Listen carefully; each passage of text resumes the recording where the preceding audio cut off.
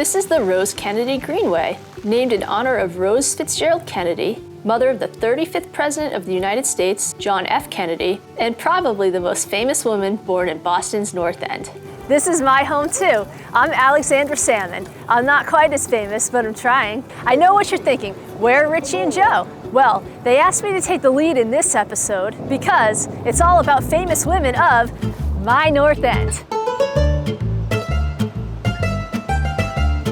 The Rose Kennedy Greenway is truly a Boston treasure and the first stop on our tour.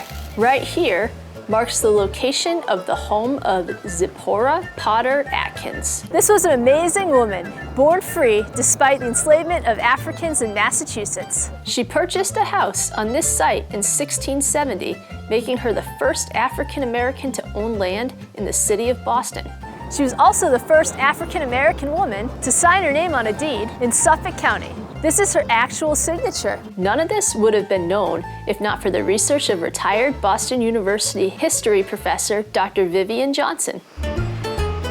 This was formerly 22 Salem Street, where Sophie Tucker lived for the first 8 years of her life. Some of these days, you'll be so lonely. Yes, that Sophie Tucker. Singer, comedian, actress, and radio personality. She was one of the most popular entertainers during the first half of the 20th century. And get this, her nickname was the last of the Red Hot Mamas. I love that. We're right across the street from the North End branch of the Boston Public Library. This is Parmenter Street. A chapel once stood here. And the first playground in America. Well, we're not too sure about that, but definitely the first in Massachusetts. Starting in 1892, a charitable group led by American writer and social reformer Kate Gannett Wells arranged for a pile of sand to be deposited here each summer, and local children loved it. To quote Wells, "Playing in the dirt is the royalty of childhood." Little known fact, Wells was a descendant of Mary Chilton. Who's that? Well, she was the first person off the Mayflower in Plymouth.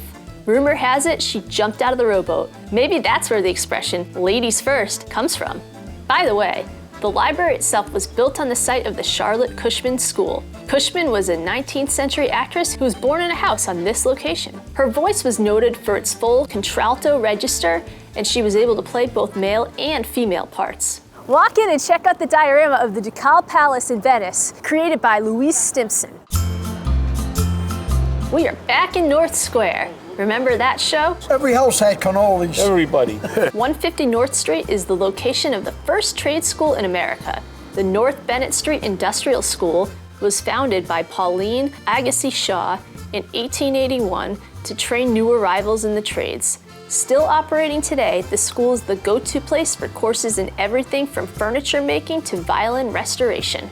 Another little-known fact, Pauline Agassiz Shaw was responsible for bringing kindergartens to the Boston public school system.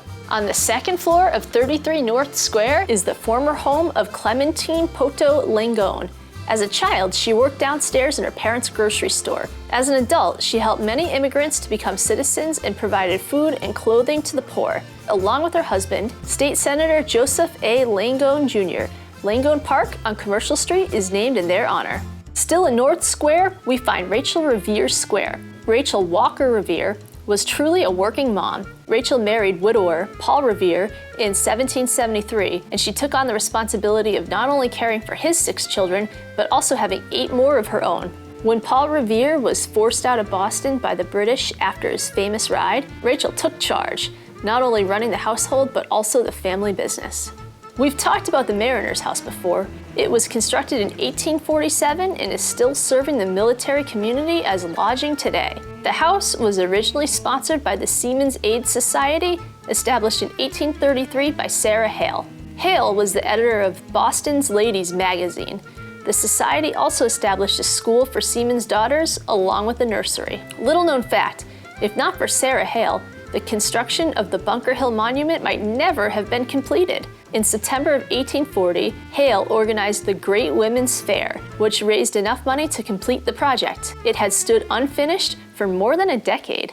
This is 18 Hull Street and the first home of Paul Revere Pottery, founded in 1908 by librarian Edith Guerriere and Edith Brown. Known as the Ediths, they launched the enterprise in the basement of this building.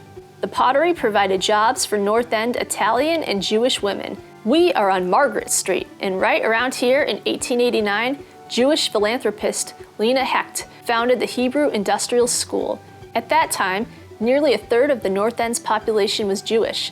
The school was established to help Jewish immigrants adapt to America. St. Leonard's Church was the first Roman Catholic church founded by Italian immigrants in 1873. Age and the constant flow of tourists forced major renovations in the late 80s. Women led the drive to raise the necessary funds to complete the work in 1988. Since then, the church has received further restoration work, and once again, women aid in raising funds to keep the church going. There are so many famous and not so famous women with roots to the North End, so help us out. Use the comment section of our channel to write to us about famous women in your life. And remember, keep watching My North End on YouTube.